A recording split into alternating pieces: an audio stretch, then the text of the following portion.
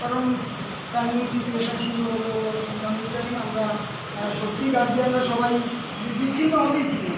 তারপরে আমরা কয়েকজন বা আরও বেশ কয়েকজনকে নিয়ে কী করি, আমরা পেরেন্টসরা যদি একটা জায়গা হতে পারি, একটা কন্টিনিউয়াসলি সবাই গ্রুপটাকেও অ্যাকসেপ্ট করবেন এবং সেই মতো আমাদের অনেক আলোচনা হলো। তারপরে আমরা ভেবে দেখুন, আমরা প্রথম সময়ে আমরা যখন মিট করি স্কুলে গিয়ে, আমরা আমাদের কিছু এজেন্ডা স্কুলের মধ্যে সব আমাদেরই গার্জিয়ানদের অনেকের কাজের এই পরিস্থিতি সমাজ অবস্থায় স্কুল তো আমরা যা মেল করতাম, তারপরে মনে করুন লেট ফাইনের ব্যাপারটা ওরা অ্যাকসেপ্ট করেছিল। মানে ওই টাইমে আমরা যে 5টা করেছিলাম তার মধ্যে 3টেই কিন্তু ওরা অ্যাকসেপ্ট করে নিয়েছিল। বাট মেন ইস্যু যেগুলো ফিজ নিয়ে বা বহুদিন কালবাহানা করলো, যাই হোক এই পরিস্থিতি অনুযায়ী এখন পরিস্থিতিতে আমরা যে জায়গায় এসেছি একটু অর্গানাইজড হয়েছে। মানে যেটা বলতে চাইছি যে অনেকটা একটু সাংগঠনিকভাবে যদি আমাদের পেরেন্টস যে অ্যাসোসিয়েশন বা গ্রুপ বলুন বা এই যে এনথুজিয়াস্টিক পেরেন্টস, এটাকে যদি আমরা আরেকটু স্ট্রাকচারাল করতে পারি, তাহলে কিন্তু স্কুল পরবর্তীকালে এভরি মোমেন্টে তারা যাই করুন না কেন, আমাদের এই পেরেন্টস যে অ্যাসোসিয়েশন, সেই অ্যাসোসিয়েশনের সাথে অবশ্যই মিল করতে পারবে। যে কোনো বিষয়, যে কোনো ডিসিশন নেওয়ার আগে বা কোনো বিষয় চাপিয়ে দেওয়ার আগে বা কোনো কিছু আলোচনা করার আগে, সেক্ষেত্রে কিন্তু আমাদের সাথে অ্যাটলিস্ট এই যে অ্যাসোসিয়েশন গ্রুপে যেটা হচ্ছে তাদের সাথে কথা নিশ্চয়ই বলবো। আমরাও চাইব যে ইন্ডিভিজুয়ালি, মনে করুন আমার কোনো প্রয়োজনে আমি গিয়ে কথা বলবো না, বা আপনার কোনো প্রয়োজনে ইন্ডিভিজুয়ালি স্কুলে গিয়ে আসি করবো, বা কোনো হায়ার অথরিটির সাথে কথা বলবো না।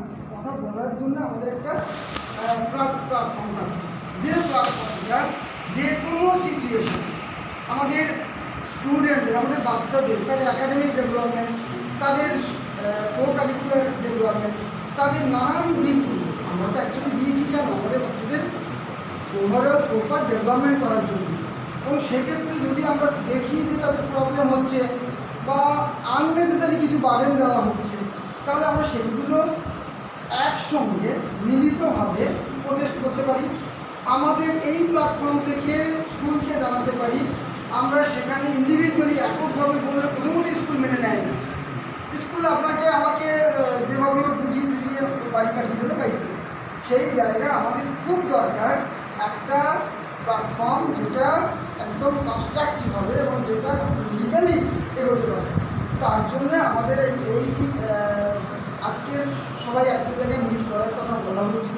যে দেখুন, এর মধ্যে তোমরাও অনেকবারই বলেছেন, গ্রুপেও লিখেছেন যে ইন্ডিভিজুয়ালি কয়েকজন দিয়ে বা আমাদের মধ্যে অনেক কোয়ারিজ আছে, তাই না? আমরা কত দেবো, কী দেবো, তারপর কি স্কুলের মালিকানা চেঞ্জ হচ্ছে, অনেক বিষয় নিয়ে। তো সেই কারণে আজকে আমরা বিস্তারিত এগুলো আলোচনা করতাম এবং সন্ধ্যা আমরা এখান থেকেই আছেন এবং সত্যি বলতে কি ওনারা আছেন বলে আমরাও কিন্তু অনেকটা সেই তুলনায় অনেকটা তো রিল্যাক্স থাকি। ওরা অনেক দায়িত্ব নিয়ে রাত 2, 2:30, 3টের সময় আমরা মেল করছি। মানে আমার বলতে খারাপ লাগে যদি উনি এত রাত অব্দি কার জন্য করছেন, আমাদের সবার জন্যই তো করছেন। ওনার নিশ্চয়ই পার্সোনাল ইন্টারেস্ট বিরাট কিছু এখানে নয়। তো এই পরিস্থিতির মধ্যেও এত কিছু করছেন। আমরা শুধুমাত্র কি হয়তো 10% গার্ডিয়ান যদি এক জায়গায় হতে পারি, তাহলে ওনারা আরও জোরের সাথে আরও তাদের মধ্যে একটা স্পিরিট কাজ করছে যে আমাদের সঙ্গে সবাই আছেন। এইটুকু বারে বারে এই জন্য রিকোয়েস্ট করেছিলাম আমরা সবাইকে যে অ্যাটলিস্ট আসুন, প্রত্যেকের অবশ্যই যার যা বলার এখানে আমরা যদি এক জায়গায় আলোচনা। এখানে দেখুন আমাদের মূল মোটোটা কি, যে আমাদের স্টুডেন্টদের প্রপার এনভায়রনমেন্ট দেওয়ার, তাদের সঠিক এডুকেশন যে ফ্যাসিলিটি যেগুলো পাওয়া উচিত সেগুলো দেওয়ার, এবং স্কুলও দেয় একটা সিস্টেমেটিক ওয়েতে আমাদের বাচ্চাদেরকে সঠিকভাবে শিক্ষাদান করে, সেগুলো দেখব। আননেসেসারি শুধু কোনো কিছুই হবে না, শুধু এই ফিজ দিন এই ফিজ দিন, কারণ আমাদের সাথে স্কুলের রিলেশনটা শুধু ফিজ দেওয়া আর মানে বাদবাকি দেখুন একাডেমিক ব্যাপার নিয়ে কোনো আলোচনা বিশেষ করেন না স্কুল থেকে। সেইগুলো আমরা চাইছি যে স্কুলের সাথে একটা অবশ্যই রিলেশনটা ভালো হবে নিশ্চয়ই, কারণ আমাদের বাচ্চাদেরকে স্কুলে দিয়েছি মানে স্কুলে শিক্ষকের সঙ্গে একটা বোঝাপড়া, আন্ডারস্ট্যান্ডিং, বন্ধুত্বপূর্ণ সম্পর্ক সেগুলো থাকবে। এবং শুধুমাত্র স্কুল যা খুশি প্রেশারাইজ করবে যেন সেই রকম সিচুয়েশান তৈরি না হয়, তার জন্য আমরা সবসময় আমাদের এই একটা ইউনিটি রেখে আমরা মিলিতভাবে আমাদের যা কিছু বক্তব্য সেগুলো আমরা ওখানে পেশ করি। উনি যেটা বললেন যে আমরা একটা প্যান্ডামিক সিচুয়েশনে আমরা একটা গ্রুপ তৈরি হয়েছিলাম স্কুলের সঙ্গে কথা বলার জন্য। এই গ্রুপ তৈরি করার পিছনে কিন্তু যারা আছেন তার মধ্যে প্রথম হচ্ছেন পার্থ দাস। ইনি কিন্তু এই উদ্যোগটা নিয়েছিলেন যে আমরা যদি সবাই মিলে গিয়ে স্কুলে এই ব্যাপারটা নিয়ে আলোচনা করি, এবং সেই দিক থেকে এই এনথুজিয়াস্টিক পেরেন্টস গ্রুপটা তৈরি করা। এখন আমরা এই এনথুজিয়াস্টিক পেরেন্টস থেকে শুরু থেকে যেটুকু জিনিসই পেয়েছি আমরা সেটাকে আরও যখন মানে কঠিনভাবে স্কুলের উপর চাপ দিয়ে আরও কিছু ঘুরিয়ে যাচ্ছি, তখন স্কুল আমাদেরকে নানাভাবে ঘুরিয়ে দিয়েছে। আমরা একাভাবে কিছু করতে পারিনি। যারা গেছেন তারাও এইভাবেই গেছেন, অন্যদেরকেও ঘুরিয়ে দেওয়া হয়েছে। এখন আমরা যেটা ফিল করছি সেটা আমাদের একটা কমিটি না থাকলে স্কুল আমাদেরকে ইম্পর্টেন্স দিচ্ছে না। এবং লাস্ট স্কুলের সঙ্গে যা কথা বলে আদার্স জমা না দিয়েও আমরা যেটা প্রগ্রেস রিপোর্ট বা রেজাল্ট যেটা পেয়েছি, সেই তারপর থেকে আসিফ সাহেবও কিন্তু আমাদের সাথেই যোগাযোগ করেন যে কী ব্যাপার, আপনাদেরকে বললাম তারপরেও আমার কাছে এত কোয়ারি আসছে, এত এটা আসছে। তার মানে কি স্কুল চাইছে আমরা সাংগঠনিকভাবে গিয়ে স্কুলের সঙ্গে একজন বা দুজন নিয়ে কথা বলুক, আমরা আমাদের সঙ্গে কথা বলে এই করি। আমি হলাম বা কালকে পার্থদা হলেন বা কেউ বিক্রমদা হলেন বা রক্তজিৎ প্রমুখরা, এটা আমাদের মান্থলি একটা মিটিং হতে থাকবে। হতে পারে যে আমার হয়তো সামনের দিনে অসুবিধা আছে, আমি হয়তো জানালাম, কমিটি আবার আমার জায়গায় অন্য কাউকে নিয়ে আসলো, বা আরও কেউ হয়তো আসতে চাইলেন তিনি আসলেন। সবাই তো কাজের সঙ্গে জড়িত আছে। এটা তো কোনো রাজনৈতিক দল নয় যে এখানে আমি এর জন্যই করে আছি। সবার নিজস্ব কাজকর্ম আছে, তার মধ্যেও যে যখন সময় পাবে প্রতি মাসেই আমরা চেষ্টা করবো একটা এরকমভাবে মিটিং করার। জায়গাটা যেখানেই হোক না কেন আরেকটাকে জানানো হবে, সেখানে গিয়ে এই পরিবর্তনটা করে নিয়ে আমাদের এই কমিটিটাকে, অ্যাসোসিয়েশনটাকে চালিয়ে নিয়ে যেতে হবে। কারণ আমরা শুধু আজকে আমাদের ফিজের প্রবলেম হচ্ছে বলে স্কুলের সঙ্গে কথা বলছি, শুধু তাই নয়, কিন্তু আমরা কিন্তু আমাদের বাচ্চাদের ডেভেলপমেন্টটাও চাই। কখনো গিয়ে দেখেছি স্কুলে হয়তো ঠিকমতো বাথরুমের বোল্টও নেই, কোথাও ঘড়ি নেই, কোথাও কেউ পড়ে যাচ্ছে ঠিকমতো ফার্স্ট এড ফেসিলিটি দিতে পারে না। এসব অনেক কিছুই আছে যেগুলো স্কুলের সঙ্গে কথা বলার দরকার আছে। তো সেগুলো আমরা একাভাবে গিয়ে বললে কি হয়, প্রিন্সিপালের রুমে আসুন, কী হয়েছে বলুন, তারপর সেই বাচ্চার উপরে এই করা হয়। সেই জন্য একটা কমিটিগতভাবে গেলে বাচ্চাদের উপরে তো আসবেই না, উল্টে আমরা আরও আমাদের স্কুলের ডেভেলপমেন্ট চাইবো।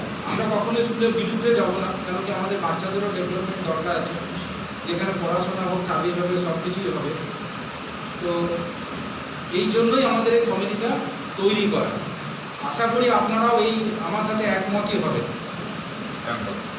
তো আমি এমনি দেরি হয়ে গেছে, জয়দেবটাকে বলবো এই ব্যাপারে কিছু বলার জন্য। এমন অনেক সদস্য আছেন যারা ছিলেন আন্দোলনের সময় তাদের সঙ্গে, তারা উপস্থিত আজকে হতে পারেনি, হয়তো কিছু সময় পরে হয়তো আরও আসবেন। আর আমরা যারা এসেছি সবাইকে আন্তরিক ধন্যবাদ। আমরা একসঙ্গে আছি এবং একসঙ্গে থেকে এতদিন ধরে পথ চলছি এবং আগামী দিন চলবে। আজকের এই সভার সভাপতি হিসেবে আমার একটা বক্তব্য সবার শেষে অবশ্যই থাকবে। শুরুর দিকে একটা সিনপসিস, আমরা কেন কি করতে চলেছি এই ব্যাপারে একটু আলোকপাত করি। খানিকটা অবশ্যই পুরোটা বললেন, সম্প্রদায় বললেন। আমাদের আজকের মিলিত হওয়ার উদ্দেশ্য যে এজেন্ডা মিটিংয়ের যেটা, সেটা তিনটে মূলত। একটা হচ্ছে একটা কার্যকরী সমিতি গঠন করা, আর 2 নম্বর হচ্ছে আগামী কর্মসূচি কী কী হতে পারে আমাদের, আমরা এনথুজিয়াস্টিক প্যারেন্টস কীভাবে এগোবো আগামী দিনে, আর 3 নম্বর বিবিধ তার ভিতরে অনেক কিছুই আলোচ্য হতে পারে যেটা আমাদের মনে হয়।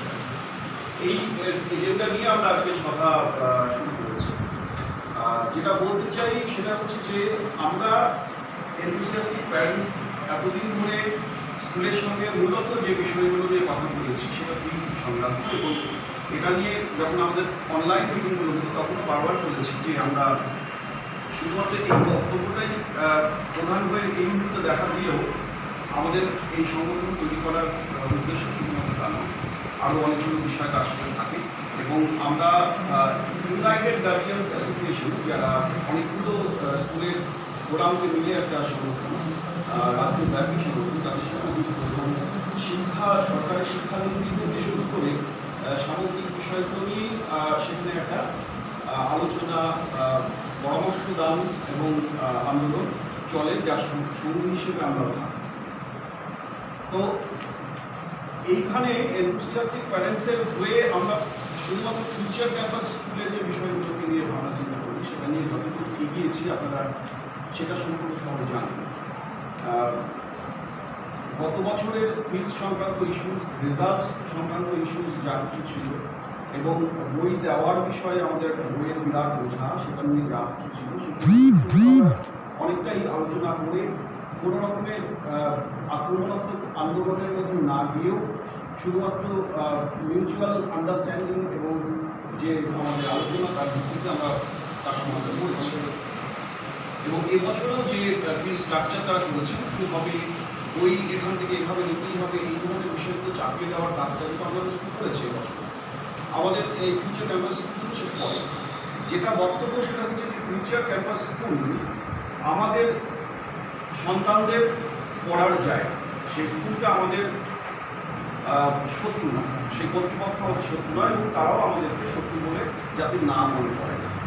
আমাদের মধ্যে লড়াইয়ের কিছু নেই, আমরা বরং পরস্পরের সঙ্গে আলোচনার ভিত্তিতে সমস্যার সমাধান করার দিকে এগিয়ে যাবো। সেটাই এতদিন ধরে করে এসেছি এবং সেটা স্কুল বুঝতে পেরেছে। যেটা বুঝতে পেরেছে বলেই তারা আমাদের এই স্কুলের 2000 স্টুডেন্টের ভিতরে হয়তো খুব সামান্য সংখ্যক, মানে পার্সেন্টেজ হিসেবে খুব সামান্য সংখ্যক অভিভাবক আমাদের সংগঠন যুক্ত হয়েছে, কিন্তু সেই সংগঠনকে কিন্তু স্কুল গুরুত্ব দেয় এখন, যেটা আমরা চেয়েছিলাম। এবং সেই কারণে তাদের মানে রিসেন্ট যে স্টেপস যা কিছু হয়েছে, স্কুলও যেভাবে ভাবনা চিন্তা করেছি এবং আমরাও যেভাবে তাদের সঙ্গে কমিউনিকেট করেছি, তাতে করে স্কুল আমাদের বক্তব্যকে যে গুরুত্ব দিচ্ছে এবং আমরা তাদের সঙ্গে তাদের বিষয়টাও যে দেখছি, এই ধরনের একটা আবহাওয়া অন্তত তৈরি করা গেছে। পরবর্তীতে আমরা তাহলে স্কুলের যাবত এই যে এবছরে যে ফিজটা, যে স্ট্রাকচারটা তৈরি হয়েছে, সেই ফিজ স্ট্রাকচারে আগের অর্থাৎ 2018-19 ফিজ স্ট্রাকচারটাই রেখেছে, ফিজ হাইক হয়নি। কিন্তু যেটা বক্তব্য সেটা হচ্ছে যে আমাদের কোর্ট অর্ডারে ছিল 80% টিউশন ফিজ এবং সেশন ফিজের এই বিষয়টা থাকবে ততদিন যতদিন এই প্যান্ডেমিক সিচুয়েশন থাকবে। শুধু যদি এই সেশনেও থাকে তাহলেও সেটা থাকবে। তো স্কুল তার মতন করে নর্মাল ফিজ স্ট্রাকচার তৈরি করে দিয়েছে। আমরা অবশ্যই সেখানে তাদেরকে এই আবেদন করতে পারি, সে কথা বলতে পারি যে আমাদের এই প্যান্ডেমিক সিচুয়েশন এখন চলছে এবং করোনার যে দাপট এখন চলছে, আগামী দিনে অর্থাৎ ভোটের পরে হয়তো সরকারিভাবে নতুন কিছু ঘোষণা হতে পারে বা হবেই। এবং সেই সূত্র ধরে আমাদের ক্ষেত্রে এই ফিজ স্ট্রাকচারের ক্ষেত্রে সেই দাবিটা আমরা যথাযথভাবে রাখতে পারব। এবং আমরা বলেছিলাম বলেই আদার্স স্কুল বলে তারা যে ফিজটা আমাদের কাছ থেকে নেন নিতে এত বছর ধরে, অর্থাৎ আমরা একটা হ্যাভক অ্যামাউন্ট দিয়ে দিতাম, যার পেছনের কারণগুলো, হেডসগুলো সেগুলো আমরা জানি, যেটা খুব অনৈতিক, এভাবে তো দেওয়ার কথা নয়। তো ওনারা এবারে সেই জায়গাগুলো ভাগ করে দিচ্ছে। তো সেখানেও যে ভাগগুলো আছে সেটা সবগুলো আমাদের দিতেই হবে এমন বোধ নয়, কারণ অ্যাডমিনিস্ট্রেটিভ ফি, ইনফ্রাস্ট্রাকচার ফি, এই সমস্তগুলো এখন দেওয়ার কথা নয়, প্রশ্ন এক্সামিনেশন ফি হতে পারে। তো সেইগুলো আমরা বিবেচনা করব যে কোন ফিজগুলো আমরা ওখানে দিতে পারি আর কোনগুলো 100% ফিজ তারা দিতে পারেন যাদের সেটা দেওয়ার ক্ষমতা আছে। এরকম একটা কথা কোর্টের রায় আছে, সে কারণে যারা দিতে পারবেন তারা দেবেন, সেই বিষয় নিয়ে আমাদের বক্তব্য ছিল। কিন্তু যারা দিতে পারবেন না তারা কেন দেবেন না এবং সেটা কেন বৈধ, সেই বিষয়টাই তাদেরকে বোঝানোটা আমাদের কাজ। এটা আগামী দিনের একটা অন্যতম কর্মসূচি থাকবে এবং ঘুরে ঘুরে সেই ফিজ স্ট্রাকচার। কারণ হচ্ছে এটাই যে এখনও স্কুল খোলেনি, স্কুলের ইনফ্রাস্ট্রাকচার যেগুলো নিয়ে আমাদের সমস্যা আমরা অনেক সময়তেই ভেবেছি, যেমন এই টয়লেট নিয়ে, পানীয় জল নিয়ে। স্কুলের জলের কথা আমি শুনেছি যে ওই অ্যাকোয়াগার্ড বা যা কিছুই আছে সেটা জল ছেলেমেয়েরা খেতে পারে, খেতে চায়, সেটা ঠিক পানীয়যোগ্য নয় বলে তাদের মনে হয়। তো এই সেই বিষয়গুলো আমরা সেই সমস্যাগুলো নিয়ে আমরা তখন কথা বলে যদিও ক্লাস 9 এবং 11 ক্লাস চলছে এখন, তো সেই বিষয়গুলো নিয়ে খানিকটা বক্তব্য আমরা অবশ্যই এখনও রাখতে পারি এবং পুরোপুরি স্কুলগুলো সেটা নিয়ে আমাদের বেশি করে কথা বলতে হবে। আর স্কুলের মালিকানা নিয়ে একটা বক্তব্য আমরা পরপর কথায় বিষয়গুলো টাচ করে যাচ্ছি। মালিকানা নিয়ে একটা বক্তব্য, একটা টেনশন আমাদের অভিভাবকদের মধ্যে কাজ করছে, কারণ আমরা অনেকেই শুনেছি এটা নিয়ে তো কোনোভাবে ঘোষণা কিছু এখনো হয়নি স্কুল থেকে, আদৌ সেটা হবে কিনা জানা নেই, সেটা তাদের ইন্টারনাল বিষয়। আমরা যেটা শুনেছি সেটা হচ্ছে যে মালিকানা অবশ্যই পরিবর্তন হচ্ছে, তার টোটাল পেপার ওয়ার্কস এখন কমপ্লিট হয়নি এবং ট্রানজাকশনও এখন কমপ্লিট হয়নি, ভোটের পরে হয়তো সেটা হবে। যেটা জানি সেটা হচ্ছে যে ফিউচার টিম ফিউচার যেটা, সেই টিম ফিউচার পুরোটাই কিন্তু চলে যাবে নতুন মালিকানা। যদিও প্রাথমিকভাবে কেউই এই স্কুল মানে কলেজ এবং ওদের হসপিটাল সম্পর্কিত যে ইনিশিয়েটিভগুলো আছে সেটা নিতে চায়, কেউই সেটা কিনতে চায়নি, শুধুমাত্র স্কুলটাকে কিনতে চেয়েছে। এটার কারণ হচ্ছে স্কুল একটি অত্যন্ত লাভজনক জায়গা।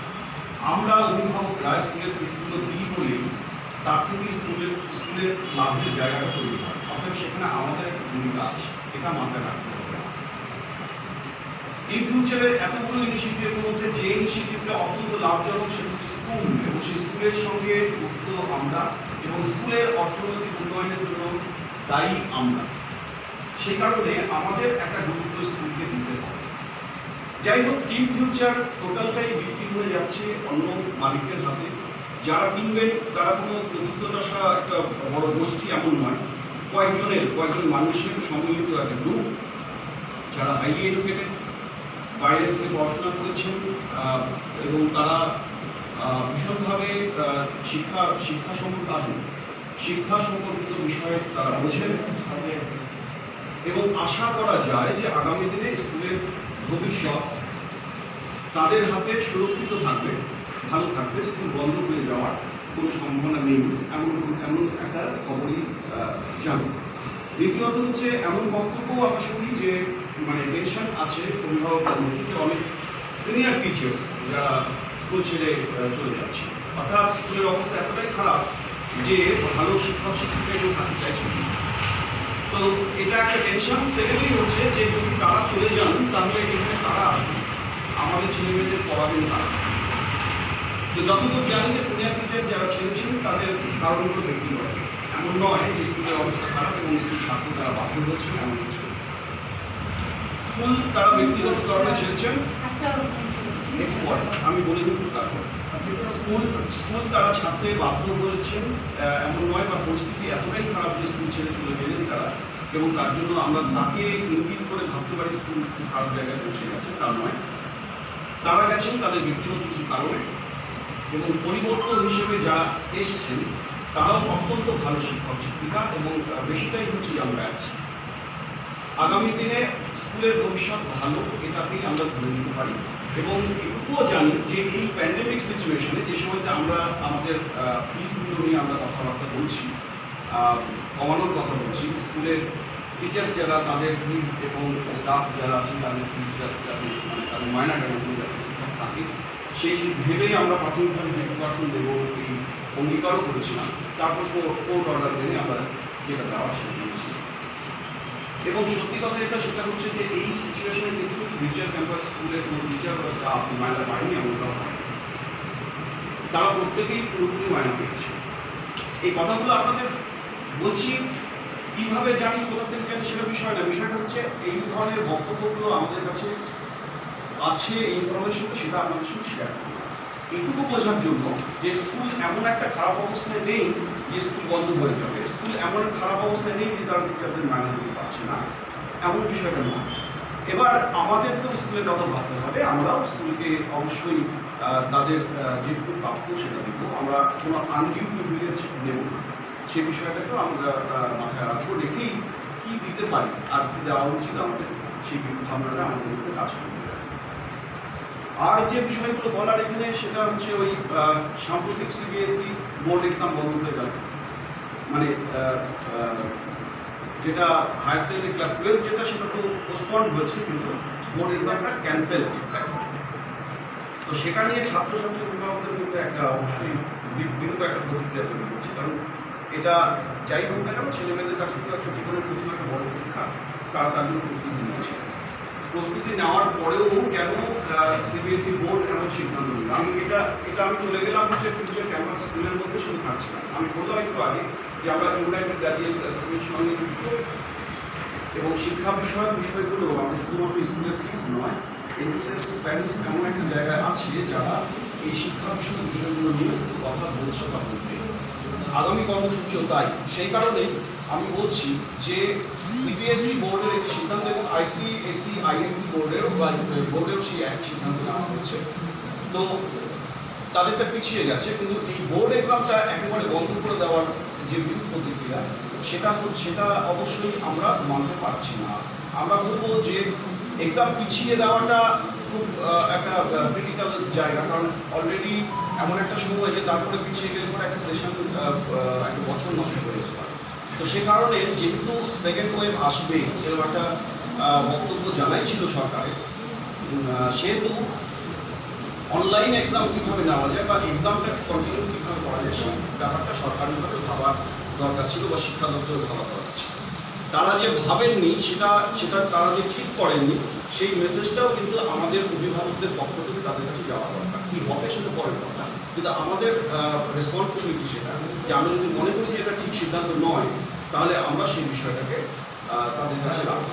সেটার জন্য পরবর্তীতে যেভাবে যা স্টেপ নেওয়া যায় আমরা সেটা নিয়ে আজকে আমাদের এখানে যে সভায় যে বিষয়গুলো আমরা করবো বলে একটু আগে সম্প্রদায় বললেন, গুরুদা বললেন, একটু এখানে তার সামনে দিলাম, সেই বিষয়গুলোর উপরে যেটা নিয়ে একটুখানি কথাবার্তাও চলছিল, আমরা সেটা হচ্ছে মেম্বারশিপ এবং তার ফিস।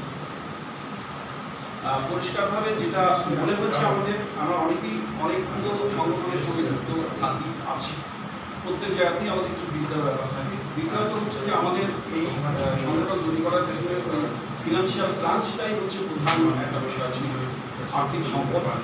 সেই জায়গায় দাঁড়িয়ে আমাদের মনে হচ্ছে যে বড় কিছু একটা অ্যামাউন্ট যদি আমরা মনে করি মেম্বারশিপ এবং রেজিস্ট্রেশন ফি ইত্যাদি হিসেবে রাখি, তাহলে হয়তো সকলের অসুবিধা এমন কোনো একটা অ্যামাউন্ট যেটা হয়তো যার কাছে অর্থ আছে তার কাছে আর একটু বেশি কোনো অসুবিধা নেই, যার কাছে কম আছে তারও যাতে অসুবিধা না হয় সেই জন্যই আমাদের ভাবনা চিন্তা হচ্ছে যে কোয়ার্টারলি অর্থাৎ 2 মাসে 100 টাকা, অর্থাৎ বছরে তার মানে 400 টাকা, আর রেজিস্ট্রেশনের সময়তে প্রাথমিকভাবে 50 টাকা।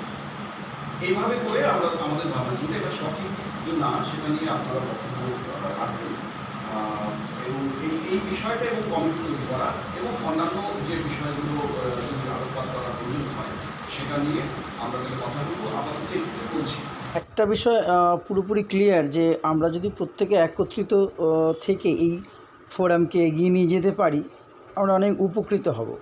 আগেও হয়েছি, এরপরেও আমরা হব আশা করি। এই জন্যই বলি যে একত্রিত হয়ে অনেক কিছু করা যায়। আমরা এই মিটিংয়ের মাধ্যমে অনেক কিছু জানতে পারলাম, আপনারাও জানতে পারলেন।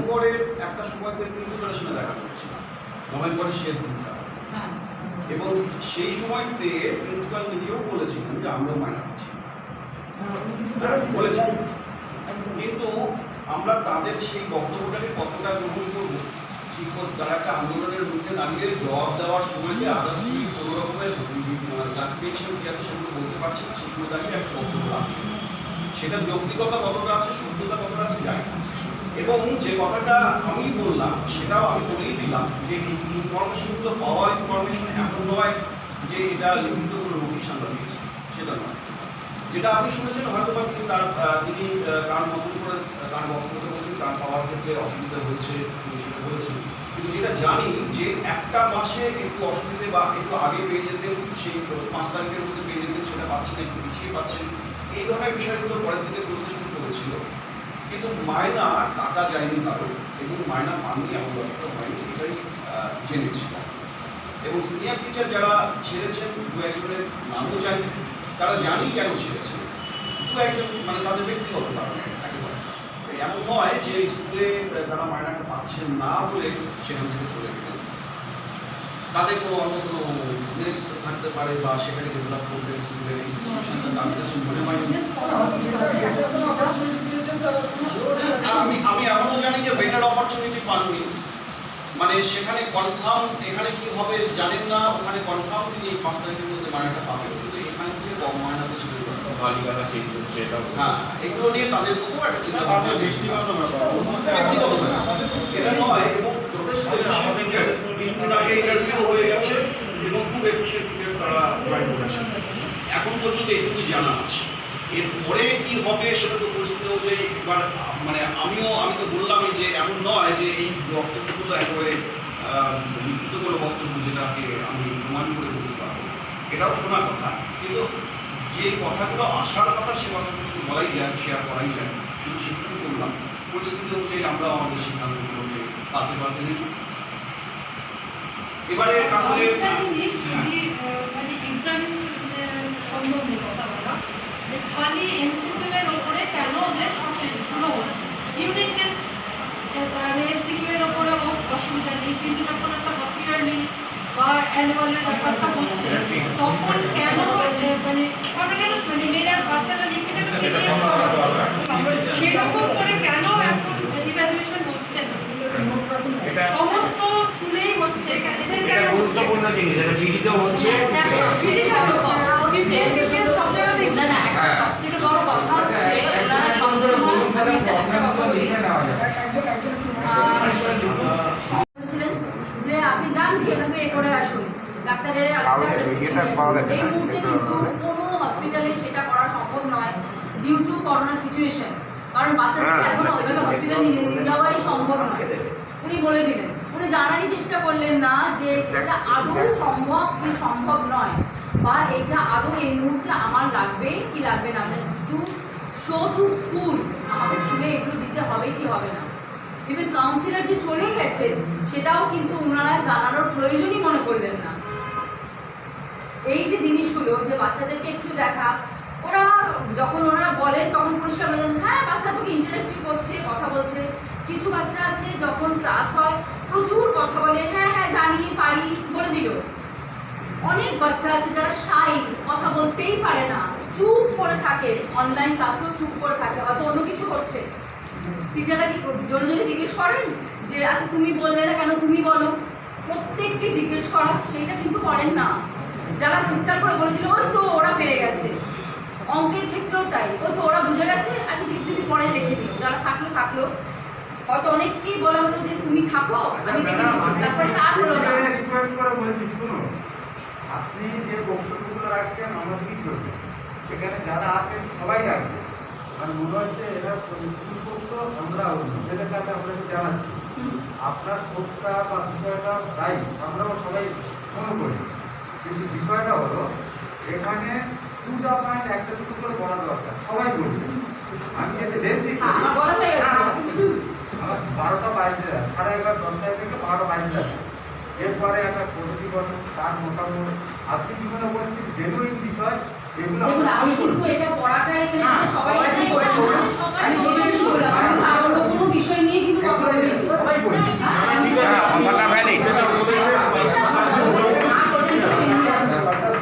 এখানে আজকে আমাদের আসার কারণটাই হচ্ছে এটা আমাদের ফিজিক্যাল ফার্স্ট মিটিং, এবং আমরা যৌথভাবে স্কুল থেকে অনলাইনে মিটিং করে যেটুকু আদায় করতে পেরেছি আমরা সবারই স্বার্থেই করেছি। এখন আমাদের আরো বেশি অ্যাগ্রেসিভ এবং অ্যাকশন হতে হবে, অর্গানাইজ হতে হবে, যাতে আমাদের এই অসুবিধাগুলো না থাকে। তারপরও একটা বড় কথা যে প্রতিটা সাবজেক্টের প্রতিটা চ্যাপ্টারের ওপর একটা করে ভিডিও ইউটিউবের লিঙ্ক পাঠানো হয়। তাতে কি হয়, একটা ক্লাসে যদি 30 জন স্টুডেন্ট আছে, লিঙ্কটা কতবার ক্লিক হলো সেটাতে কিন্তু ওনাদের কাছে রেকর্ড থাকে, যেটা 10 বার হলো না 30 বার হলো না 25 বার হলো, ঠিক আছে, কিন্তু সেখান থেকে স্টুডেন্টের নাম পাওয়া যায় না, ওখান থেকে একটা ডাটা পাওয়া যায় যে কতবার লিঙ্কটা ক্লিক হলো। সেই লিঙ্কটার ওপর কেন কম হলো এটা ক্লাস টিচারকে জিজ্ঞেস করেন প্রিন্সিপাল, আমি এটা ভেতরের কথা বলছি, এবং সেই প্রিন্সিপাল জিজ্ঞেস করার জন্য প্রিন্সিপাল পার্সোনালি ওই ক্লাসের স্টুডেন্টদের গার্জেনদেরকে কল করেন যে আপনার মানে এমন একটা প্রশ্ন করেন যেটা ভিডিওর মধ্যে ছিল, ক্লাস চলাকালীন কিন্তু ওটা কথাটা বলা হয়নি, সেই ভিডিওটার উপর বেস করে প্রশ্ন করা হয় গার্জেনকে। গার্জেন সভাপতি বলতে পারে না, তখন গার্জেনকে বলা হয় যে যখন ক্লাস চলে এটা ভিডিওটা যখন চালান, মোবাইলেই তো চালান, আপনারা থাকেন না কেন কাছে? তাহলে কি হচ্ছে, ভিডিওটা দেখানোর জন্য তো গার্জেন ওকে প্রেসারাইজ করবে, তোর ক্লাসে এই ভিডিওটা দিয়েছে তুই দেখিস নি কেন। তো এই যে লিঙ্কটাতে ক্লিক করলে সেই ডাটাটা পাচ্ছে, এবং গার্জেনকে প্রিন্সিপালরা স্কুল ফলো আপ করে যে বাচ্চা কতটা শিখলো, কারণ ওদের কাছে বাচ্চারা নেই বলে এই ধরনটা ওনারা করছেন।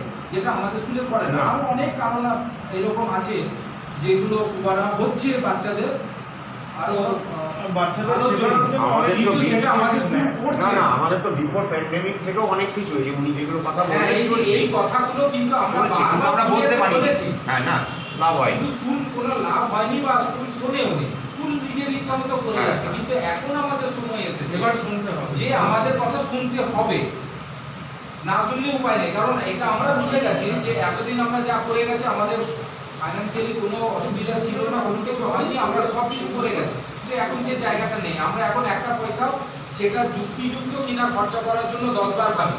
তো আমরা সুযোগ করে রেখেছি, কিন্তু মেন কথা হচ্ছে আমাদের বাচ্চার পড়াশোনাটা। এবারে ধরুন আমার কেউ আছে, আমি হয়তো অন্য কোনো একটা স্কুলের অ্যাডভান্স কোনো একটা জিনিস আমি দেখতে পেলাম, সেটাও কিন্তু আমি নোট ডাউন করব। আমরা চেষ্টা করব সেটাও যদি ইমপ্লিমেন্ট করানো যায়, যাতে করে আমাদের বাচ্চার পড়াশোনাটা ভালো হয়। সেটা যে কোনো স্কুলই হতে পারে। তো সেই ব্যাপারগুলো যখনই যেরকমভাবে যারা পাবেন সেগুলো অবশ্যই আমাদের এখানে জানাবেন, যাতে আমরা সেগুলো স্কুলকে গিয়ে দেখুন, আজকে আপনাদের সময় হয়েছে বা আমাদের সময় হয়েছে এসছি, কালকে হয়তো আপনার সময় নাও হতে পারে, আমার সময় না হতে পারে। যার সময় হবে এই কমিটি থেকে গিয়ে বা অ্যাসোসিয়েশন থেকে গিয়ে সেই কথাটা বলুন। আমাদের সময় নাও হতে পারে, কিন্তু আমাদের আসল উদ্দেশ্য হবে যে প্রবলেমটা যেটা হচ্ছে সেই প্রবলেমটা যেন না হয়। আশা করি আপনারা সবাই এই ব্যাপারে একমতই হবে। এবারে আমি একটা যেটা বলেছিলাম যে প্রথম আমাদের একটা অ্যাসোসিয়েশন তৈরি হওয়ার পিছনে কিন্তু সবাইকেই এটা একটা দায়িত্ব নিতে হবে, এবং সেই অ্যাসোসিয়েশনের জন্য আমরা একটা ফিজ ব্যাপারটাও দেখেছিলাম। কারণ কিছু খরচ খরচা আছে, একটা ব্যাংক অ্যাকাউন্ট করতে হবে, একটা রেজিস্ট্রেশন হতে হবে, এইসবের জন্য আমরা একটা ফিজ মোটামুটি ধার্য করেছিলাম। এবার আপনারা বলবেন যে আমরা একটা রেখেছিলাম যে রেজিস্ট্রেশনের জন্য 50 টাকা আর কোয়ার্টারলি 100 টাকা। এবার এটা যদি আপনাদের কারো কিছু বলার থাকে আপনারা বলতে পারেন, এই ব্যাপারে যদি কারো কিছু বলার থাকে। আমরা এটা প্রস্তাব রাখলাম, যেটা রেখেছিলাম বা রাখলাম, সেই বিষয়টাতে আপনারা সহমত হন, তাহলে হাত তুলে জানান সবার যে অনুযায়ী অনেক খুব অল্প আমি একটু বলবো মানে আপনারা যা প্ল্যান প্রোগ্রাম বা যা কিছু দিয়েছেন সব কিছুকে সঙ্গে ধরবো, এটা কোনো দুমত নেই। যেটা কোয়ার্টারলি বা রেজিস্ট্রেশনের বিষয়ে আমার একটা সাজেশন, সেটা গ্রহণ করতে পারে না হতে পারে। তাহলে আজকের জন্য আমরা এখানে 25 চলে এসেছি। আমরা যদি সাংগঠনিক বেনিফিটটা বাড়াতে চাই, মানে আমরা চাইবো যে মাসে আমরা 50 জন আছি, আমি একজন শুধু আছি, বেশি না। তাহলে আমার মনে হয় মানে এই যে প্রাথমিকভাবে যে আমাদের একটা খরচা 5,000 7,000 একটা তো খরচাই হবে, সেটা তোলার দরকার। আর ইয়ারলিভাবে আমার সাজেশান, ইয়ারলিভাবে যদি আমরা 250 টাকা ইয়ারলি, মানে 10 টাকা রেজিস্ট্রেশন আর 20 টাকা করে 12 টাকা 40 টাকা, মানে টোটালি একজনের কাছ থেকে 250 টাকা নেবো সারা বছরের জন্য। এটা এই মেম্বার সংক্রান্ত ব্যাপার, এবং তাদেরকে একটা মেম্বারশিপ ফর্মও দেবো। এটা এর সঙ্গে টাইম টু টাইম কোনো একটা মুভমেন্ট করছে, কিছু হচ্ছে, সেখানে 50 টাকা 100 টাকা আমরা তুলে নেওয়ার চেষ্টা করি, যেটা এই মুভমেন্টের জন্যই দরকার। আর ইয়ারলিগতভাবে যে বলে এটা বলা, ফলে সেটা বিচার বিবেচনা করা হয়তো 400 টাকা 450 টাকা হচ্ছে, সেটা যদি বা সিদ্ধান্ত হয় সেটা আমি দ্বিতীয় রাজি না, কিন্তু একটু ভাবাই না। আমরা আমার পাশে একজনকে আছে, তাকে হয়তো 250 টাকা দিয়ে তাকে সারা বছরের মেম্বারশিপ করে দিলাম, আমরা তো বিচার কিন্তু করা উচিত। কিন্তু 400 450 টাকা হতে গেলে না ইয়ারলি হয়তো একটু পিছিয়ে যাবে, মানে ভাবাই। হয়তো আমি বললাম যে তুমি 10 টাকা করে মাসে দিচ্ছ, তো 12 দোকানে 24 আর 10 টাকা রেজিস্ট্রেশন, তাহলে হয়তো আমরা একটু এই সংখ্যাটা একটু বাড়াতে পারবো। হ্যাঁ, এটাই আমার বলা। আর কোনো কোনো সময় মুভমেন্টের জন্য বা কিছুর জন্য যে আমাদের 50 টাকা করে দিতে হবে, দেখুন 2000 বা 5000 টাকা দরকার, এই টাকাটা উঠবে না, ওটা আবার আলাদা আলাদা ভাবে তোলা আর একটু কষ্ট হয় মুভমেন্টের জন্য। একটা মেম্বারশিপ ফি মানে কথা বলছি, কোয়ার্টারলি যখন 100 টাকা করে দিতে হবে, অনেকেই কিন্তু এখানে হাত তুলেছেন, হয়তো আমিও বটে, কিন্তু অনেকেই আমরা পাবো না। আমাদের প্রাথমিক উদ্দেশ্য এই যে অ্যাসোসিয়েশনটা কিংবা সংগঠনটায় সদস্য সংখ্যা বাড়ানো, আমাদের এখানে ন্যূনতম যে প্রয়োজন আছে আর্থিক প্রয়োজন সেটা মেটানো। আমার মনে হয় একটা রেজিস্ট্রেশন ফি একটা বছরের জন্য একটা ফিক্স করা হোক, একটা হয়তো 50 টাকা একটা ফর্ম ফিল আপ কি বড় জোর 100 টাকা করা যেতে পারে, এটা নিয়ে আমাদের শুরুটা করা যায়। ফলে সেক্ষেত্রে আমরা কিন্তু অনেককেই পাবো। আমি যদি প্রথমেই এখানে এসে শুনে যাই যে আমার 50 টাকা রেজিস্ট্রেশন ফিস, তারপরে কোয়ার্টারলি 100 টাকা করে আমাকে দিয়ে দিতে হবে কন্টিনিউয়াস করে, তাহলে কিন্তু এখানে যে যাই মত প্রশ্ন করবো এখান থেকে বেরিয়ে গিয়ে তাদের কিন্তু নেতিবাচক একটা কথাবার্তা হবে। এটা বাস্তব, এটা শুনতে খারাপ লাগলেও এটা কিন্তু বাস্তব। আমার যেটা মনে হচ্ছে প্লিজ, অনেকের সঙ্গে কথা বলেছি, আমি শেয়ার করেছি, আমাদের আলোচনাও হয়েছিল। আমরা এই বিষয়টা নিয়ে একটু ভাববেন, কারণ আমাদের প্রাথমিক উদ্দেশ্য আমাদের হোয়াটসঅ্যাপ গ্রুপ দুটো মিলে প্রায় 300-350 আছে, আমরা কিন্তু সেটা পাবো না। আমাদের প্রাথমিক উদ্দেশ্য হবে এই যে অ্যাসোসিয়েশনটা হচ্ছে এটার সংখ্যাটা বাড়ানো, মেম্বার সংখ্যাটা বাড়ানো। প্রথম থেকেই কিন্তু আমরা এটা করি। এবারে এটা আমি এই যে ব্যাপারটা যদি আমরা প্রাথমিকভাবে আমরা মেম্বার দিয়ে করিনি, তারপরে যদি প্রস্তাবটা আসে এটা সবার মতামতটাই অবশ্যই এটা আমার প্রস্তাব, এটা চাপিয়ে দেওয়ার প্রস্তাব নয়। আমার যেটা সেটাই বলি। হ্যাঁ, আপনাদের প্রস্তাবটা তাহলে কি বললাম তো বছরে কোনো একটা ফিক্স করুন, সেটা এরকম অ্যামাউন্ট নয়, একটা রেজিস্ট্রেশন ফিস হবে, বছরের মেম্বার ফি। ওটা তো বললামই আমরা যে বছরে মানে এটা বছরে 400 টাকা হয়ে গেছে, এটা আমার কাছে মনে হচ্ছে এটা ব্যাপক অ্যামাউন্ট। হ্যাঁ, তাহলে কত সেটা সেটা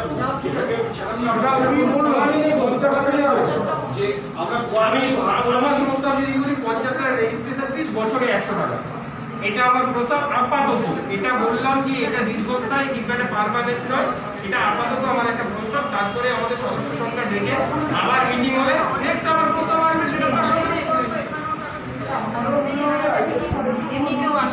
একটা অফিস বেয়ারার থাকবে, রেজিস্ট্রেশন হওয়ার সময় একটা অফিস বেয়ারার, প্রেসিডেন্ট, সেক্রেটারি, ট্রেজারার, এগুলো অফিসের বেয়ারার থাকবে। তারপর ওটাকে নিয়ে আপনি ব্যাংক অ্যাকাউন্ট, আপনাকে প্যান নাম্বার করে আপনার ব্যাংক অ্যাকাউন্ট খোলা হয়ে যাবে।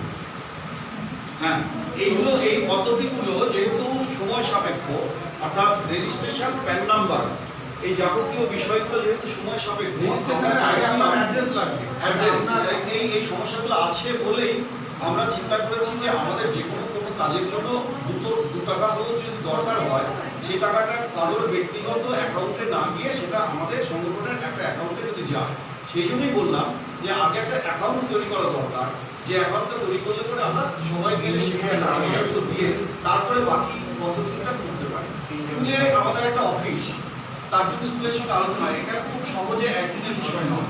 স্কুলকে বললাম আর স্কুল আমাদেরকে রাজি হয়ে দিলে আমরা সেটা আগের দিন আমরা বলতে পারি না যে ওরা একদিন সম্ভব। আমরা আমাদের কমিটির হেডে আমাদের এই প্রস্তাবটাকে গ্রহণ করলাম, এই প্রস্তাবটাকে গ্রহণ করলাম। এটা খুব ভালো প্রস্তাব, এটা নিয়ে আমরা একটু আমাদের অ্যাড্রেস আপনার সব তো হোয়াটসঅ্যাপ গ্রুপে এখানে তো খুব নামমাত্র পেরেন্টস আছে, কিন্তু দরকার সব পেরেন্টসদের টাকা। তাহলে আমাদের ফান্ডটা হবে।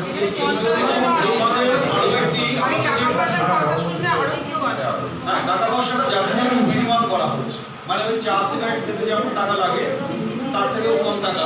নাম্বারের গাইডলাইন থেকে বাড়ান না, তাহলে প্রথমে একটা সিদ্ধান্ত আমরা নিয়ে নিয়েছি, তাহলে আমরা কত টাকার জন্য ব্যাপারটাকে রাখছি, মানে তিনটে প্রস্তাব এসছে।